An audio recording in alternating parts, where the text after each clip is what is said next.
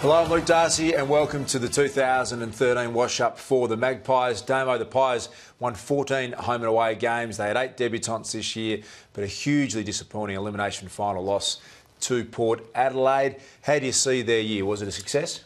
No, it wasn't us. I mean, there were good parts to it, but this footy club uses the highest and strongest definition of success, and in that regard, it wasn't. I mean, they came off a prelim final last year and now were bundled out in the first week of finals this year. No, unfortunately, the harsh ruling on this club this year, no, not a success. 8 straight final series for Collingwood. First time the club's done that since the 1920s is a fair effort, but you can't help but think of that last loss to Port Adelaide, which sours the year. Season highlight for me was seeing the return of Luke Ball, who's one of the great players in the game. He's one of the great people in the game, and after a knee reconstruction, he came back in round 8, played 13 games, and he made an enormous difference with that inside, tough tackling, contested possession, and it was really exciting and a great story to see him do exactly what he's done right throughout his career, and that's try his absolute heart out for the Magpies, and it really helps the balance of their team when he plays. And it didn't take him that long to get back into it, the swing of things, did it, Das? I mean, a little bit rusty early on, but he was so crucial once he got his fitness back.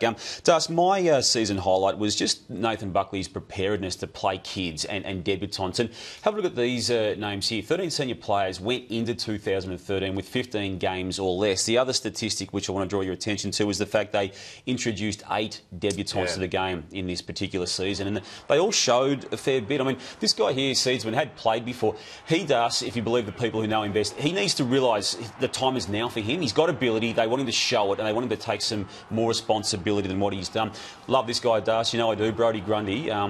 Only played a handful of games before anyone else is one of the all-time greats, and I'm with you. I'm a big fan. Josh Thomas here, really good story for the year, Das. Played in round 1 and held his form up for most of the year. And Marley Williams wasn't their best throughout the year, but came good, I reckon, really late in the piece and just looked at home. Yep. I liked him. Yep, some talent coming through for Collingwood. Season low light for me in the end had to be Travis Cloke's goal kicking. He had 26 more shots than anyone else in the game, but yet wasn't able to win the Coleman medal. This was the week that Nathan Buckley actually came out and said, it's costing our side, it ruins the work that we do upfield. Gold Coast beat them on this occasion. Travis Cloke missed some sitters and he had some shockers across the year.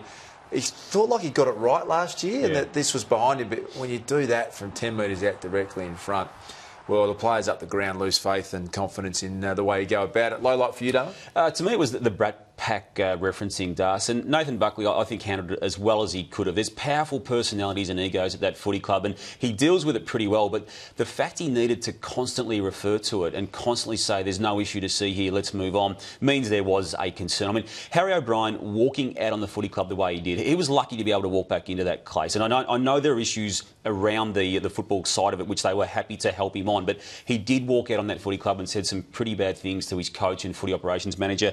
We had Andrew Cracker issues and even Heath Shaw on field. There are issues that he was allowed to get away with that I think other players wouldn't. So he needs to toughen up on that particular area and maybe even go harder again than he did this year, Das. Time for you and I to hand out a Christmas bonus for the Collingwood players, and I want to start with, it may be an obvious one, but to continue to keep your standards as high as Dane Swan does is a remarkable achievement in the game. Spent a bit more time forward, Damo. His power, running and ability to win the footy unquestioned, but I love the fact that he was adding big bags of goals at times, and including in the final where he took 8 marks inside forward 50. He had a lot of teammates had their worst game for the year, and yet he almost single-handedly dragged them over the line, Dane Swan. Might see a bit more of this as his career gets into the twilight.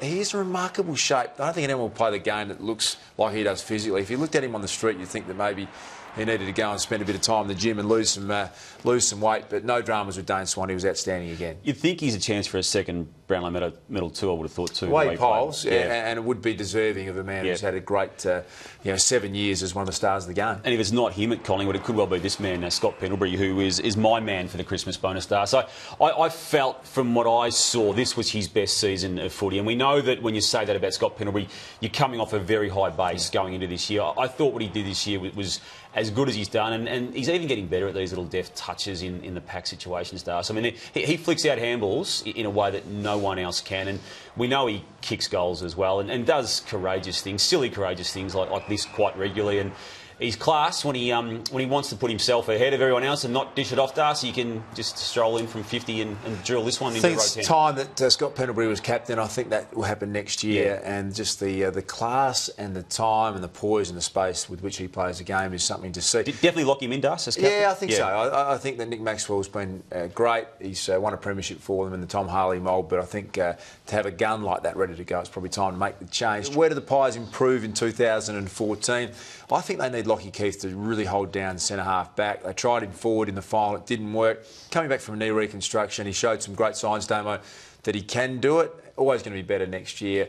And they need, I think, to settle down with Reid and Cloak. You like Reid forward penalty? Look, I do. I think his final was probably his worst game for the year, unfortunately, for Ben Reid. But I just think Dawes has obviously gone to Melbourne and Cloak forward. They have to have a second target. Reid's the best option. Let him train there for the whole summer. Let him get his head around it. And to do that, they really need Lockie Keith to stand up in defence. To me, they're going to have to inject some pace into the midfield, Darcy. We both highlighted the guns, Pendlebury and Swan, a moment ago, but they're going to need some support and they need some explosive pace in there. I reckon they should go all out to trade that in. Who it is, don't know, but just go and do it to help those two guys. Well, Damo, let's look ahead to 2014. Where will Collingwood finish? Have you got them improving? I've got them going up, Darcy. I just say that because I reckon they'll do what they did this year and then win a final. So that's my take already on what they'll do in 2014. Yeah, look, I think it'll be much the same next year for Collingwood. I think they'll get inside the 8. 9 straight years will be a great achievement, but they have got a lot of young players. I think you'll see their more experienced players that we just mentioned moved on. Nathan Buckley's talking about cultural change. Yeah. That often comes with a bit of inconsistent results, so a bit more of the same for Collingwood for me. Thank you, Damo. That has been the wash-up for the Collingwood Football Club in season 2013.